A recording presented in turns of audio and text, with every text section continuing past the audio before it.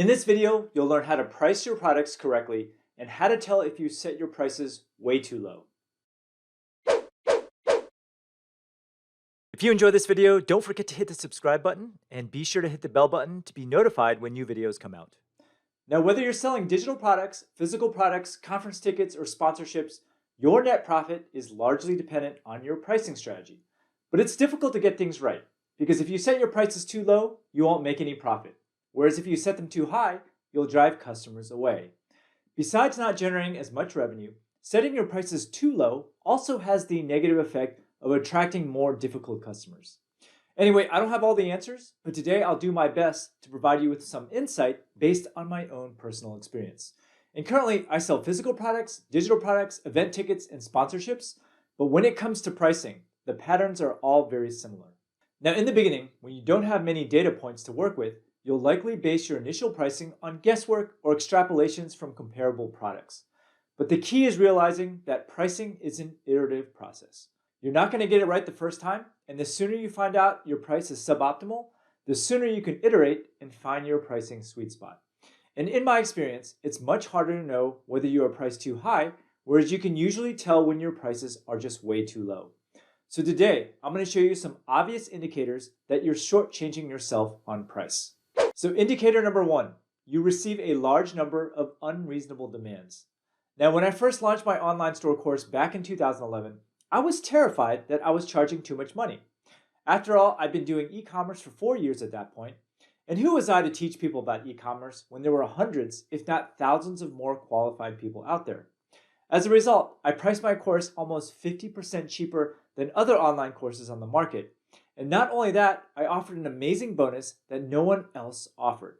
For only $299, you had lifetime access to my course and all updates, including a lifetime of live weekly office hour sessions.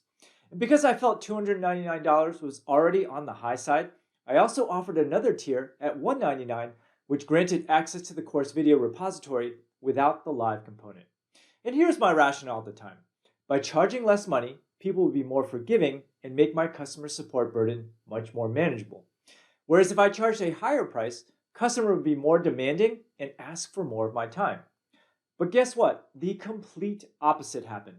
The people on the cheaper plan kept complaining that they weren't getting enough support, even though I tried to answer their emails immediately, sometimes within minutes. And a small subset of these customers even demanded access to the webinars because they wanted to ask questions live without paying for it. They also constantly complained about the lack of attention, even though they opted for the cheaper plan. And while most of my problems were with the lower tier customers, a small number of my $299 customers also complained about how nothing was working, even though they didn't make any effort to do the actual work. Anyway, over the years, I've raised the price of my class on a regular basis, and here's what I found. Every time I raise the price, the quality of my students goes up and my support load goes down without a reduction in sales.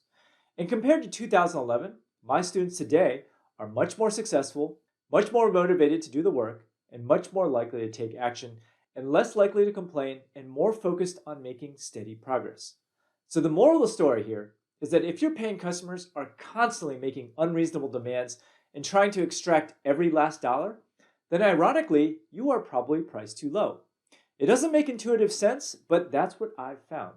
Indicator number 2, you feel like you are running on a hamster wheel. Now, do you ever feel like you're working your butt off, yet not seeing much profit? Are you moving a lot of product out the door with nothing to show for it? Well, more often than not, you are shortchanging yourself on price. And this is why small business accounting is one of the most important aspects of running a business. You have to know your true cost of goods and your overhead before you start selling.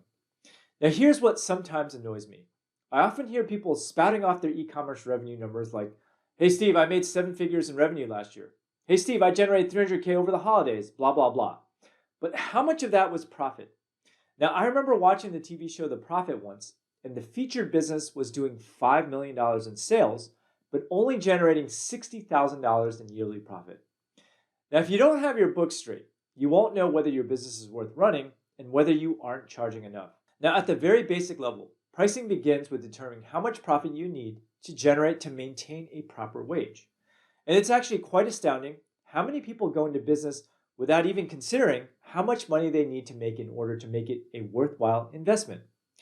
pricing starts with determining what revenue targets you want to hit based on the number of units you think you can sell. And if you don't believe that you can make your targets based on your current pricing, you either need to raise your prices or find a new market to pursue altogether.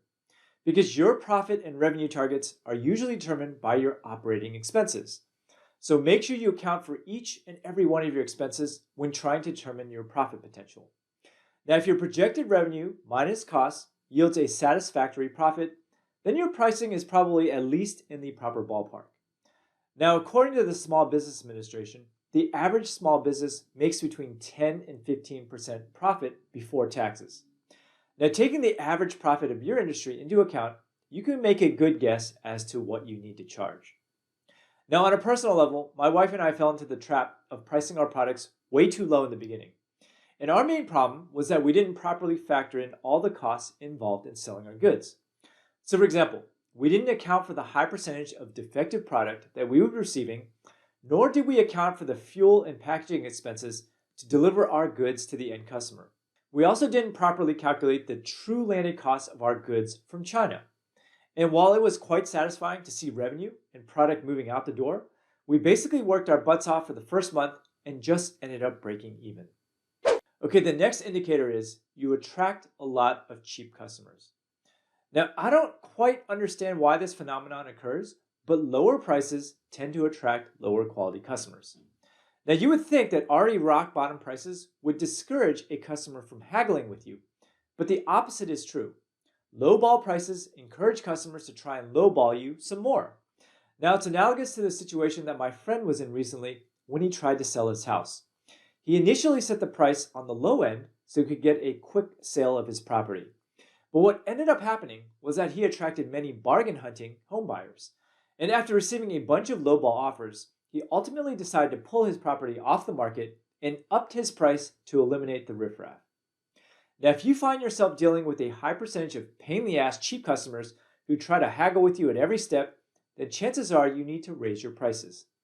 Now, you have to experiment for a while, but once the cheap customers go away, you'll know that your pricing is at least in the ballpark of where you should be charging. Now, our phones used to ring off the hook back when we offered significantly below market prices on our linens. And we'd get a ton of calls from people who wanted coupons or to haggle with us just for the sake of haggling. Now, in some cases, I didn't even think that these people ever had the intention of buying anything to begin with. And it's ironic, but raising prices for both my class and my online store stopped almost 90% of our customers from ever trying to negotiate on price again. So overall, it's not always easy to tell if your price is right, but you need to at least set the price at a minimum level to make it worth your time. And it's very easy to set your prices too low in the beginning when your business is just starting out. So here's my advice for people selling goods for the very first time. Set your prices higher than you think you should. For some reason, we all tend to shortchange ourselves when it comes to pricing our goods and services. Also, target the higher end clientele. Especially if you are a small business without a large support department, focus on the high end before the low. And then fight the urge to please everyone. If a customer complains too much or tries to haggle with you, just return their money. In many cases, the mental energy just isn't worth it. Now today, whenever I launch something new, I think of what Elon Musk would do. With Tesla, he created an ultra premium product in the Model S and the Model X first before catering to the Model 3 customers. Hope you enjoyed this video. Now, if you like what you saw, there's actually a lot more where that came from if you subscribe to my channel below. And if you are interested in learning how to sell physical products online, then click over here and take my free 6-day mini course where I'll walk you through everything that you need to know to get started in e-commerce. Thanks for watching.